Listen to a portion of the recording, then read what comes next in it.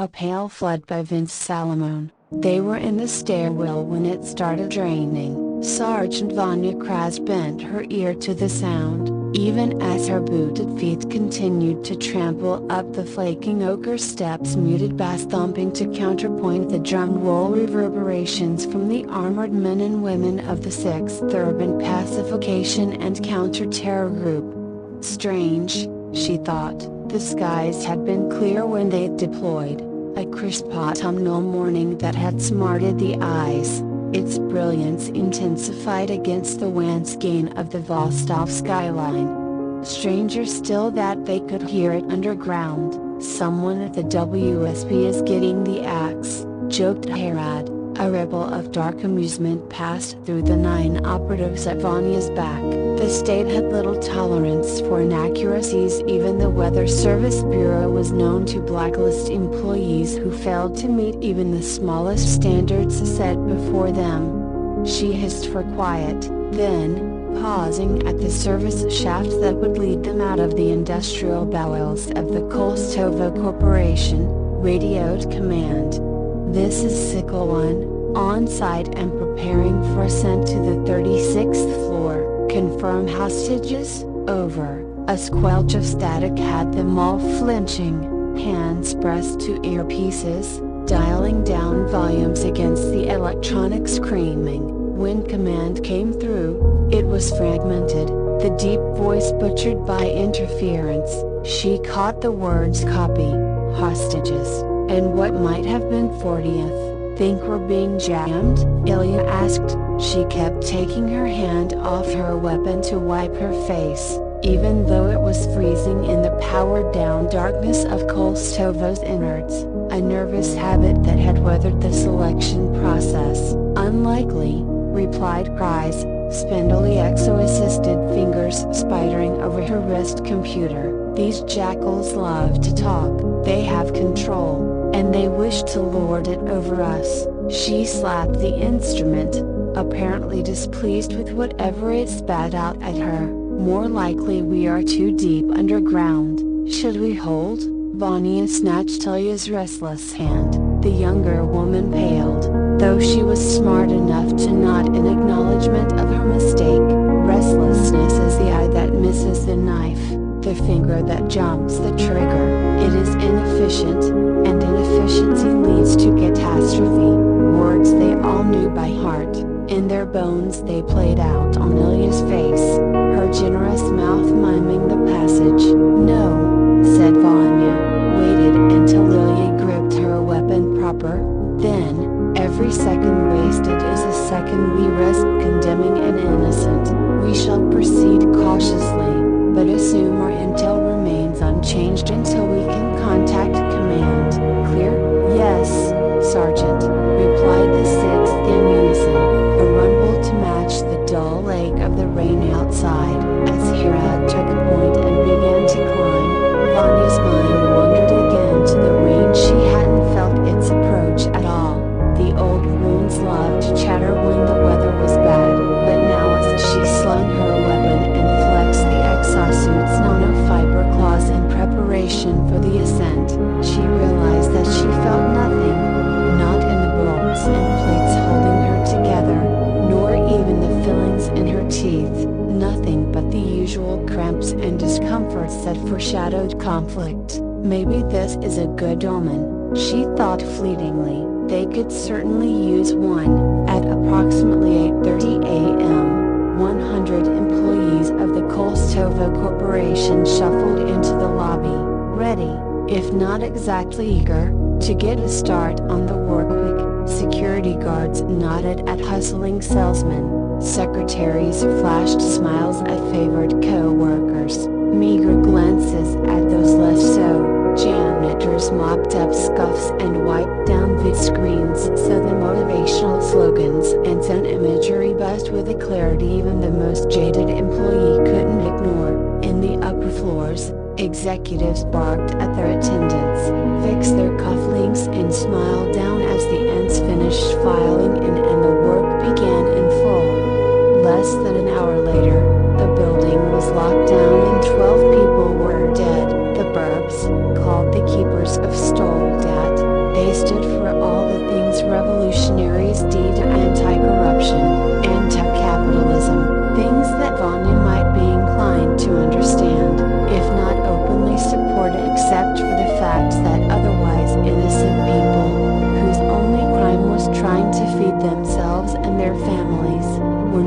swept up in this volatile agenda.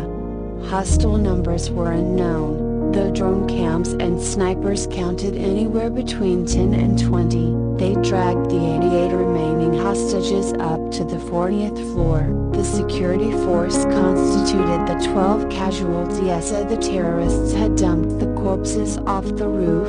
A message. Then the demands had started. Something about public resignation of the Prime Minister and his cabinet, an upheaval of the system, safe passage for the burbs, dead hostages if the rules weren't followed. Vanya honestly hadn't paid it much mind. That was for the mediators and the regular MPs hunkered behind their APCs. The state didn't negotiate with terrorists, not really. Oh. They'd sent their uniforms out with Vox amplifiers and open channels to the terrorists, offering deals, playing along, giving and taking just enough to keep the enemy engaged on the right people. Holding tactics, is what it was, a public smokescreen, an assurance to the civilian onlooker that the government valued their lives, and it did a broken bar only so much as those lives understood who was on top.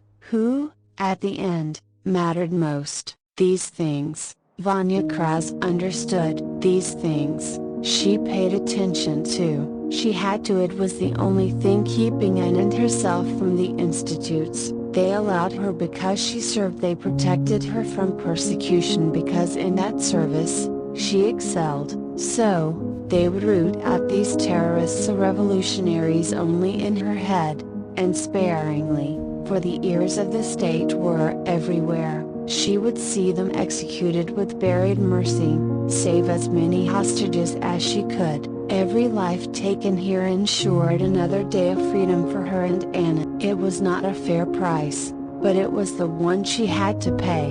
Humanity wrote its checks in blood, and paid the bills with flesh. Theirs. The plan needs a broken bar. It hardly mattered so long as power maintained itself. Sometimes, in her lower moments, Vanya wondered how long they thought it could last, how much longer before the checks bounced, and collection time came. Would all that blood come back to drown them? Then, Annie would hold her hand and remind her gently why she should stop drinking. They encountered 2 terrorists on the 36th floor, and 4 more between them and the 38th. With their exhaust dampeners on, Vanya and her team moved like armored ghosts through the jumble of cubicles, break rooms, and executive offices, their silenced ordnance and tactical acumen ensuring none of the would-be sentries raised an alarm. They dumped the bodies and kicked down the elevator shaft they'd emerged from. Ilya had recommended taking a prisoner with command still not answering. They could use the intel, she'd reasoned. Vanya had agreed, until cries pinged the panic wire spliced into them. Anything they said would be picked up by the central controller, a good way to get caught in an ambush. So, they'd continued on blindly, clinging to the hope that their intel was still solid and the hostages would be waiting for them 2 floors up. She'd left Bilik and Taddy on the 38th to guard their rear. Their inter-team comms weren't suffering interference from the storm at least, which seemed to have gotten worse. The muted thumps gave way to wet wax, like someone dropping globs of clay, and there came a reverberation of thunder, familiar as gunshots. Vanya had flinched at first, submachine gun twitching for a target. Anxiety chewed on her spine. She tried command again, no luck. They were cutting through a rather utilitarian break room when Vanya saw the first body pass by the window. It was a white blur in her peripheral, enough to get her attention but not enough to make a call. It could have been trash swept off the roof, maybe one of the larger birds of prey swooping in for a kill. She'd stared out the Durables into the grey tempest subsuming the once vivid blue. Sergeant Kraz? Vanya glanced at the voice.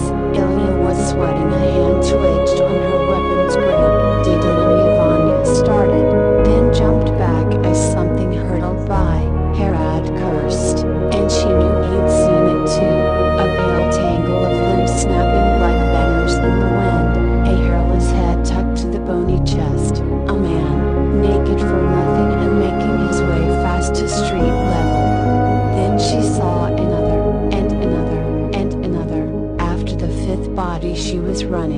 pushing past Herod and into the waiting stairwell. The metal in her teeth ached as she gritted them together, rage coiling in her chest like a red viper. The others hurried after her, all pretense of stealth gone, their dampeners off to afford the exosuits more mobility. The chipped stairwell flew under her boots, 3 steps gone in a bound. The others trailed in her wake, and though they held their silence, Vanya knew it was their professionalism alone that held them to it, for surely their lips burned with the same words as hers, their minds clattering with the same thought. Thunder shook the building. Again, Vanya heard gunshots. Maybe it was certainly. The snipers below would have opened fire in an attempt to stop what was happening. The smoke screen of diplomacy scattered in the face of such atrocity.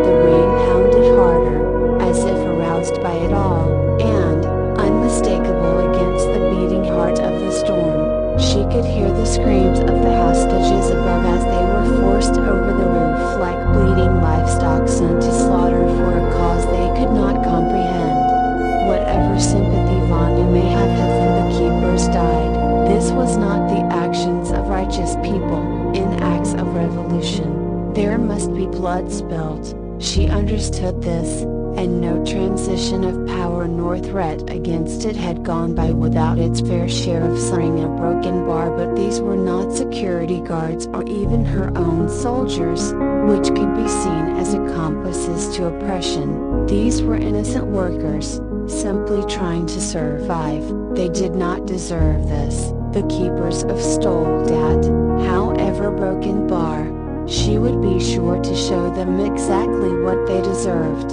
Vanya shot the man twice, his shirt bursting open like a flower in violent bloom. At the same time she grabbed him by the jaw and put his head through the wall with an exo-assisted shove.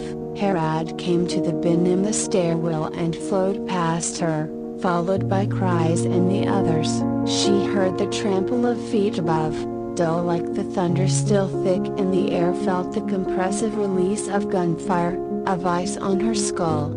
The head pressure faded, stairwell clear, mixed Herod. The thunder persisted. As Vanya retook point, she cocked her head. Number, not thunder, gunshots, she swore. Did the savagery of these people know no bounds? Beneath her helmet, Ilya quailed. They're shooting them?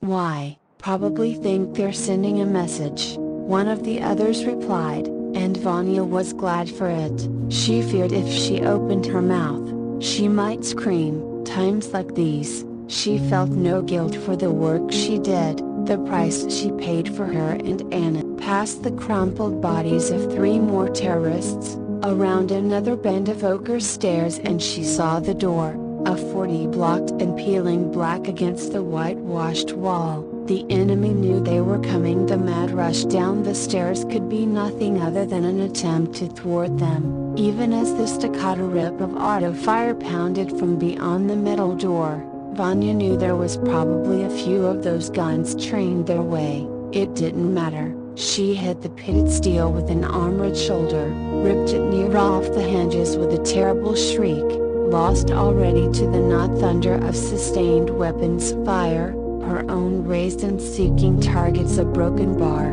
and froze at the nightmare unfolding ahead. The room was wide and open, visibly still under construction. Spools of electrician's wire threaded the concrete, where they terminated in floodlights and power ports. There were no windows, only hastily draped scaffolding and tarps to keep the weather out. Through the plastic skein she saw dark shapes hurtling past her. What moments before she'd assumed were the hostages. Assumption, she realized numbly, could be blissful. At first, it appeared that maybe the tables had turned, the Kostovo employees having mustered their courage and sworn there would be terrorizers with superior numbers, perhaps galvanized by the cruel deaths of their co-workers. In her 23 years of service, she'd only seen such things twice, but it was a scenario she would have understood. She did not understand what was happening now. There were 7 gunmen spread throughout the room, their attention focused on the doorway at the end, what Vanya presumed led to the roof, where a press of bodies congregated, pale, long-limbed, hairless, naked and gore-stained. One opened his mouth and it was a he, Vanya's shocked brain registering the exposed genitalia, as if somehow that detail might lend sanity to the horrid reality playing out before her. They're eating people. Kolstovo employee and terrorists alike were caught in the melee of naked flesh, their suits and skirts and body armor stark against the pallid brush of limbs and snapping teeth. The pale men swarmed over the dead and dying like ants, tearing out throats and severing limbs with frightening ease. She watched, transfixed, as one of the terrorists grabbed an office worker and tried to pull her from the swarm, his Kalashnikov flaring. As she stumbled free, a man grabbed her ankle, suspended between the two warring forces. The woman screeched, blood bloomed dark under her clothes. There was a wet crunch and her legs separated at the hip in a spray of crimson and shredded muscle. Terrorist and stage toppled backwards. The man pinned under her dead weight a broken bar and then the sea of white crashed over them. Several more gunmen were overtaken, the suffocating gunfire holding the monsters at bay. Lessening more and more were slipping through. A man toward the back wheeled around, undoubtedly to run, and Vanya saw the strange mixture of fear and relief and animalistic desperation scorching his bearded face as he took in the 10 police officers blocking his path. "Help us!" he screamed, quickly. In any other situation, Vanya would have ignored such a request. The ridiculousness of a terrorist asking her, the police, for help, smarted her in a way she couldn't begin to explain. But this was not any other situation. She wasn't sure what it was her broken bar, but even as rationale struggled for an explanation, instinct surfaced and took the reins. "Open fire," she commanded, and wasn't the least bit ashamed at the tremor in her voice. The Bashok Munitions UP-90, an integrally silenced submachine gun, loaded with an 88-round helical magazine and capable of dispensing 800 rounds per minute, designed for pacification of large-scale urban unrest. The weapon was chambered to accept various lethal and non-lethal rounds. The members of Signal 1, not in the business of prisoner-taking, had kitted out with the standard 10mm Dracon round, a smart bullet that detonated upon penetrating soft tissue, all but negating collateral damage. Each operator carried on their person no less than 3 extra magazines, plus the one loaded 352 rounds per member, and at 10 members that made for a munitions total of 3,520, more than enough for most protracted firefights. Some would say overkill for their current operation. It barely saw them through the first 5 minutes. At 8 minutes, sidearms had been expended, and it came down to exo-assisted blades and fists against the seething crush of flesh spewing from the doorway. There was no thunder then. Nothing but the screams of dying men amidst the visceral punch and thrust of close combat. The copper tang of the rain surrendered to the bitter stench of sweat and blood and excrement. In the end, they'd had to collapse the door to the roof with a satchel charge. Herod was gone, vaporized in the blast, his sacrifice taking at least 10 of the pale men with him. The terrorists were all dead, the hostages too. Pieces strewn across the concrete or splattered on the street below. 4 more of her team had followed them. Vanya tried not to look at where Christ had fallen, nor the places she'd been scattered. One wrenched arm jutted up from the pile of shredded fabric and sparking electronics, the wrist computer's display somehow still functioning. Bullock wandered near the debris clogging the roof access and she snapped at him, secretly glad for a reason to look away from the carnage. Her skull was pounding, her hands and body bruised from the extended battle. She doubted she could stand, let alone move, without the exosuit. "Get away from there," he complied, his bearish face blanched and taut with nerves. "Sorry," he mumbled, looked at the shadows whipping by the tarps, swore, men raining from the sky. "It's impossible," stammered Ilya. She was back to her nervous mopping. Vanya did not reprimand her. Even if the younger woman hadn't been covered in blood, she wouldn't have said anything, not after what they'd been through. Vanya looked through a tear in one of the tarps. Screaming men hurtled from the clouds toward the city streets, their gangly forms swallowed by the haze of the devastated police barricade below.